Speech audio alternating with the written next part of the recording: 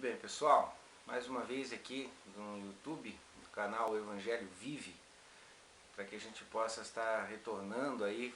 Ficamos um bom tempo, né, sem postar alguns vídeos nossos, mas enfim, o que estimula a nossa permanência neste canal é justamente aquilo que as pessoas vêm colocando aí acerca do pensamento sobre as questões do Evangelho, da vida após a morte, céu, inferno. E, enfim, mais uma vez, retribuindo aí, agradecendo ao vídeo do Salatiel, que nós vamos estar agora fazendo uma resposta para ele, sobre questões de vida após a morte, céu, inferno, teremos ou não aí a nossa consciência anterior disponível ou não. Vamos lá. A primeira é que nós temos apenas uma vida, então não tem reencarnação, as pessoas morrem e vão para o céu. Quem aceitou Jesus, né, seguiu a Bíblia lá, foi fiel a Deus, pediu perdão, blá blá blá, vai para o céu. Quem é pecador, ateu, cético, Hitler, se bem que Hitler tem minhas dúvidas, né, mas enfim. Quem não quis saber do Deus bíblico vai ser condenado para o inferno eternamente. Então nós temos uma clara divisão entre as pessoas que vão ser salvas e as que não serão salvas. Ambas vão ter vida eterna, só que uma vai ficar eternamente no inferno sofrendo, outras vão ficar no paraíso felizes da vida. Primeira coisa que eu gostaria de dizer para você, Salatiel, desculpe, é que o teu conceito de salvação está todo equivocado. Em nenhum momento o conceito de salvação foi baseado no homem. Eu vejo você falar aquele que obedeceu, aquele que não pecou, aquele que fez tudo direitinho, aquele que teve isso, teve aquilo. Isso aí é o conceito de salvação baseado no ser humano, ou seja, por suas próprias obras, méritos, ele deve então ganhar o céu ou a vida eterna. Isso não faz parte da verdade do Evangelho, nunca fez. O que Jesus diz como verdade é o seguinte: a primeira coisa, nós fomos feitos, criados, para sermos a imagem e semelhança de Deus, no que tange tanto a sua divina sabedoria, quanto o seu divino poder, quanto também a sua eternidade. Portanto, primeiramente, o homem foi criado para ser exatamente isso. O que fez com que esta criação, essa primeira criação, que nós chamamos de homem humano, não alcance esse objetivo é justamente aquilo que nós temos como corruptível dentro de nós, que é a questão justamente do desejo incontrolável, da vontade que não se submete à vontade do Eterno. Nesse momento, com esse corpo, com essa constituição humana, nós não podemos então alcançar esse propósito, essa mentalidade nossa, nesse nosso desejo, o nosso coração, ele não está preparado para isso, mas está aprendendo algo enquanto vive para poder alcançar a perfeição. Ou seja, enquanto humano nós não finalizamos o processo da criação. Nós estamos numa primeira etapa, vamos dizer assim. Muito bem. O homem não alcança esse processo justamente por quê? Porque aquilo que determina a sua vida é justamente aquilo que também determina a sua morte, ou seja, a sua vontade. Vontade essa que estabelece vida ou morte. Só que a vontade precisa de uma consciência para entender o que seja um caminho de vida e o que seja um caminho de morte. Lá no Éden você já viu isso. Mesmo Deus falando que ao comer da árvore do conhecimento ele morreria, essa consciência não lhe foi disponível ou não lhe evitou que ele tomasse e comesse do fruto da árvore do conhecimento e que viesse a morrer. E você me diz, ele comeu e não morreu, e eu retorno porque eu já disse isso outra vez em outro vídeo. Ele comeu e morreu, e morre todos aqueles que são descendentes de Adão. Ou até agora você viu alguém que desde lá do Éden permanece vivo até hoje. Então todos em Adão morrem, ou seja, descendência de Adão nasce, cresce e morre. E justamente a morte é o resultado das nossas escolhas, sejam elas conscientes, porque nós definimos o caminho de vida ou de morte a partir da nossa vontade, seja elas aquela inconsciente, ou seja, aquela que vem como resultado da primeira decisão humana, que foi de Adão, a de comer da árvore do conhecimento, e aí, por causa dessa ação, você verifica que todo descendente de Adão tem a mesma maldição. Qual é a maldição? Morrer. Então você pode verificar, Salatiel, que a morte já está em nós como uma condenação. Não era para ser assim.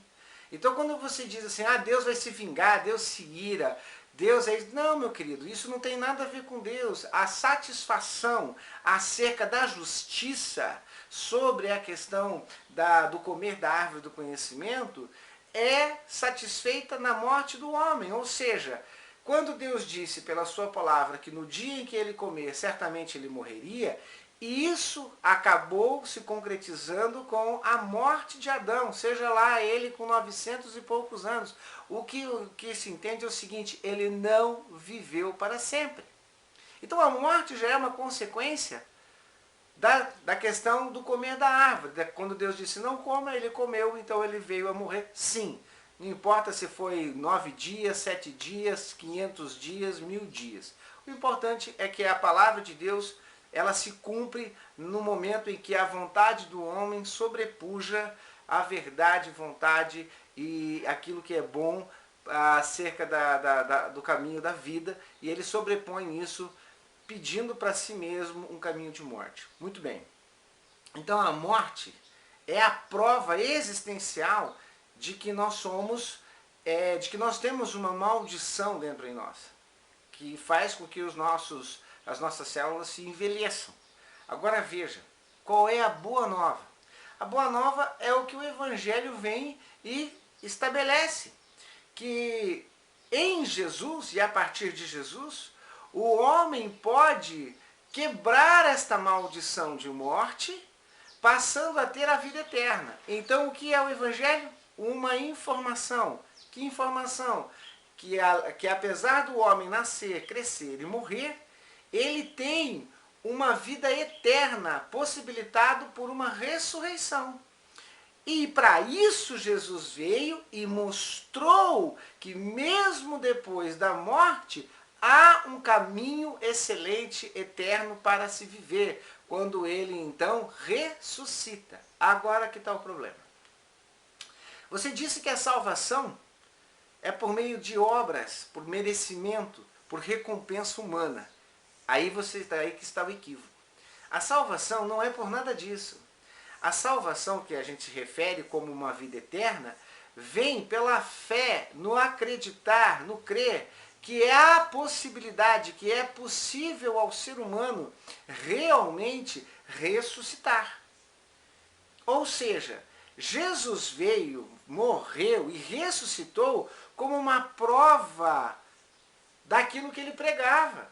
Então ele pregou a sua própria morte, porque o tempo todo ele dizia, importa que o Filho do Homem seja levado, né, seja condenado, seja crucificado, morra e ressuscite ao terceiro dia. Se você verificar o Evangelho, o tempo todo Jesus faz a revisão da proposta. Ele está o tempo todo dizendo aos discípulos qual é o caminho ao qual ele está sendo levado, para que traga para nós uma novidade acerca da nossa vida, que há uma esperança. Acreditar nisso, ter fé nessa promessa, faz toda a diferença. Então não é pela obra humana, não é pelo merecimento, nem pela recompensa acerca da tua obediência ou não, as coisas que estão ali para serem feitas como bondade, como misericórdia, como generosidade, como amor, como perdão, enfim. Não é o resultado disso. Não é. Apenas a fé é que contabiliza, que é contabilizado para a questão da ressurreição. Quem tem fé naquilo que disse Jesus acerca da ressurreição, vai então ressuscitar. Quem não tem fé não ressuscita. Voltando à questão.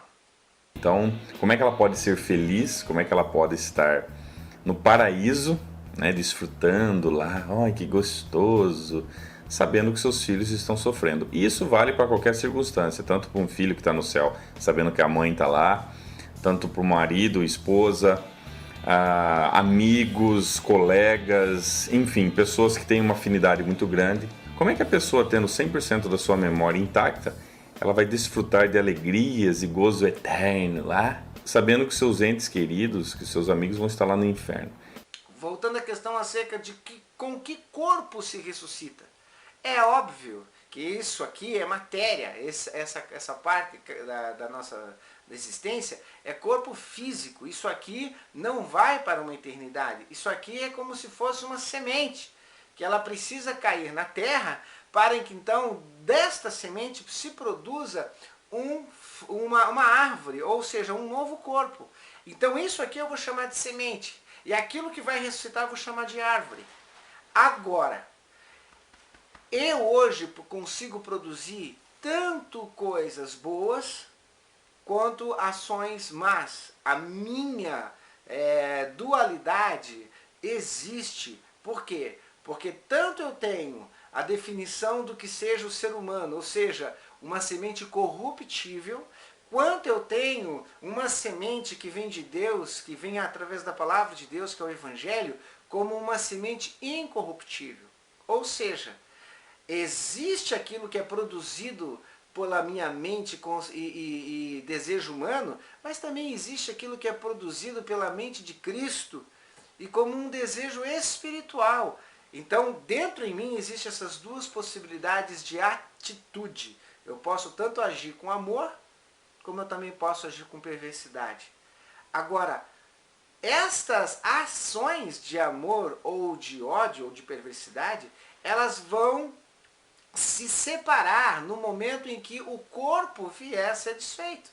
Porque diz o texto, quando você vai lá para a parábola do joio e do trigo, que estas duas sementes elas estão juntas, crescendo juntas e produzindo frutos juntos. Mas na vinda, ou seja, na consumação do mundo, haverá separação eficiente destas duas sementes que produzem em mim, tanto o que é bom quanto o que é mal. E nessa ressurreição daquilo que haverá de ficar eternamente, apenas a produção daquilo que é verdade, daquilo que é vida, é o que vai permanecer para sempre. E com este corpo, tudo aquilo que fazia com que eu produzisse maldade, ódio, perversidade, inveja, cobiça, será desfeito junto com o próprio corpo. Agora vamos para a última etapa, a questão de como isso se dá na eternidade, com que mente eu vou para a eternidade. Você disse acerca da memória. Bom, isso está lá em Eclesiastes, eu vou colocar aí embaixo o texto. Quando nós vamos para a sepultura, e aqui fica claro que a questão da sepultura, tanto no Antigo Testamento quanto no Novo Testamento, é designado este lugar temporal, ele é temporal, ele não é um lugar eterno, ele é temporal, até que todas as coisas se completem.